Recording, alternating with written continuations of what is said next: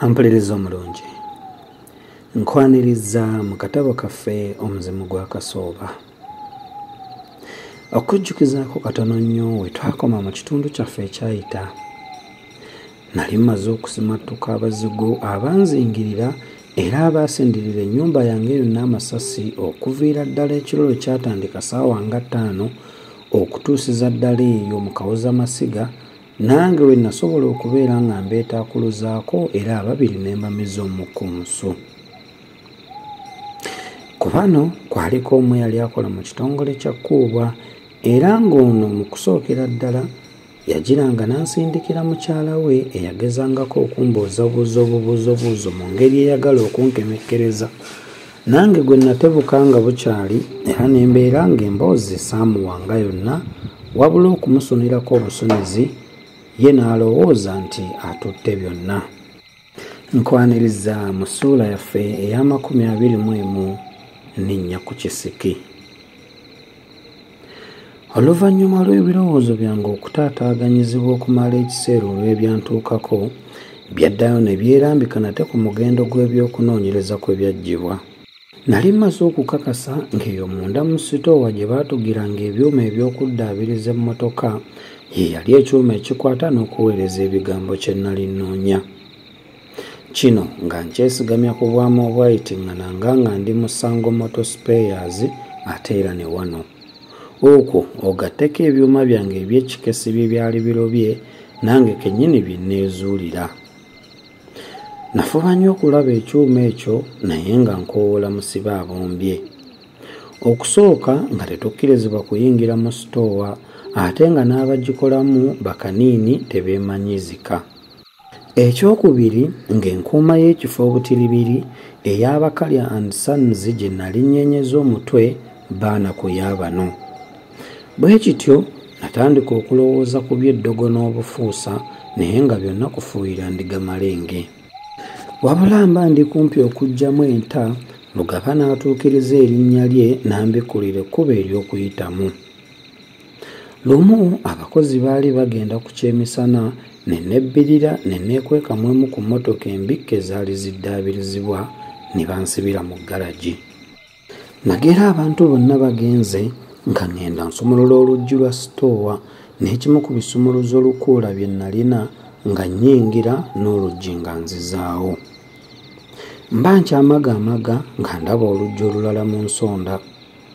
Okuluggula kyali kuzannya na waabiti.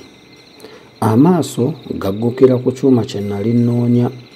Saalina bbanga likyekebejja naye kasita nali nkirabye.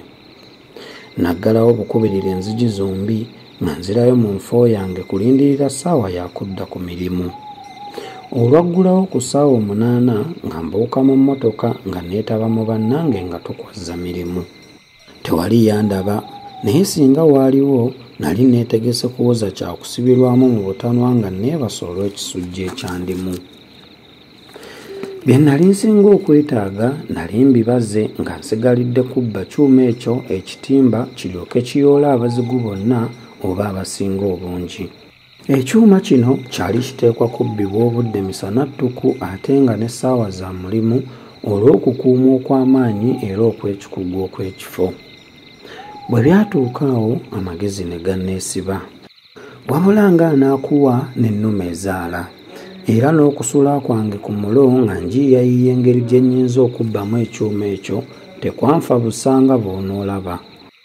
Ebintu biba bikootedde, makanika omukulu eyagezesanga mmotoka eziwedde okuddaabiriza n'alwala obulwadde obwamutuusa n'okutwalibwa emitala w'amayanja ajjanjabibwa abakugu. Bakama baffe baasaba banne abaali bamuddirira bagira bakola mu kifo kye naye bo ne bagaana olw'ebigambo ebyali biyitiŋŋana nti be baamusindikira nabe bali ekifo kye.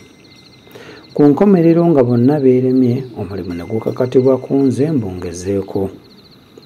Nakolera mu kifo kyange ekijja emyezi 4 ne nvumbula amagezi ag'okubbamu ekyuma kiri. Nali nteekwa ku kibba ng'entegeka zonna Kkuubwa ne banne baziwumyemu omutwe. Naye ate nga mu bantu ba Kkuubwa be yeesiganga obuvune mulimu omu gwe mbuusaboosa era gwe saagalira ddala n'akatono yeetabe mu ntegeka zino ez'akamalirizo kubanga ku zo kwe kugenda okwesigama obuwanguzi oba okulemwa kwange. Omuntu ono yali omu ku bakulu mu kitongole, bwe ntyo nga sirina ngeri gye nnyinza kumugaanamu kubeera mu lukiiko olwansalessale okuggyako nga nkisabye kkuubwa. Wazira nga n'okusaba kkuubwa ekintu nga kino nkitya. Okusooka oli yali mukulu munne ate ng'amwesiga nnyo. Ekyokubiri nali sinayagala kumalirayo kkuubwa byonna bye nali nkoze ne pulaani zange ate nga nina kubimunnyonnyola byonna ng'abadde abimbuuzizza kyatandiremye kukola alyoka nnyambe.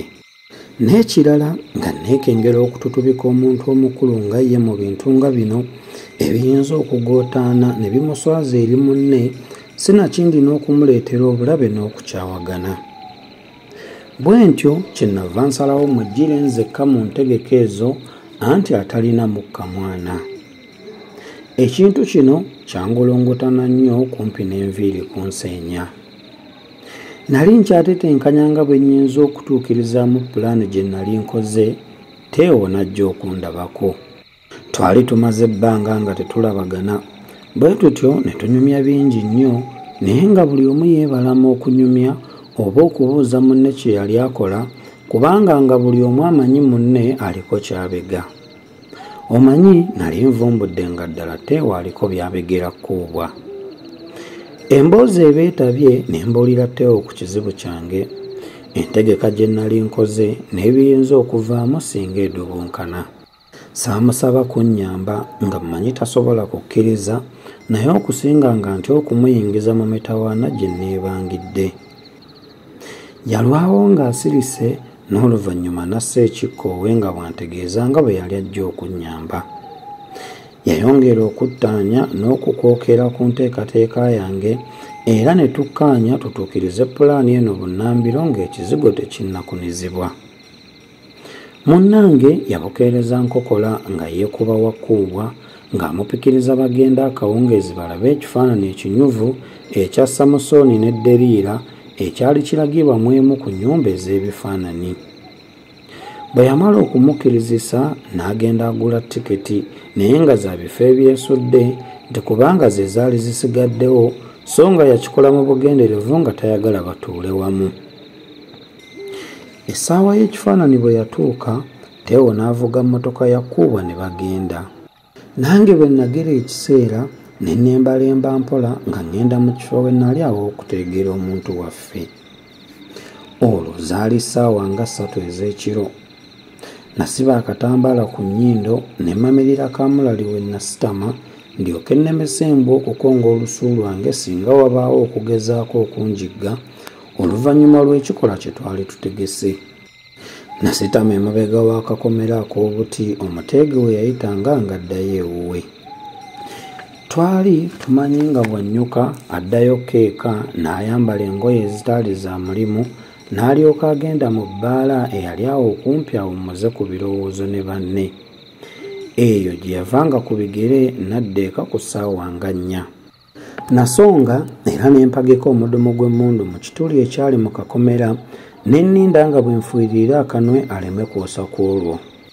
Teo naye yalaba essaawa endagaanyi esembedde nga yeeseebulula mpola ng'afuluma n'abantu abalala abaali badaaladaalako mu luwummula olw'omu masekkati g'ekifaananyi.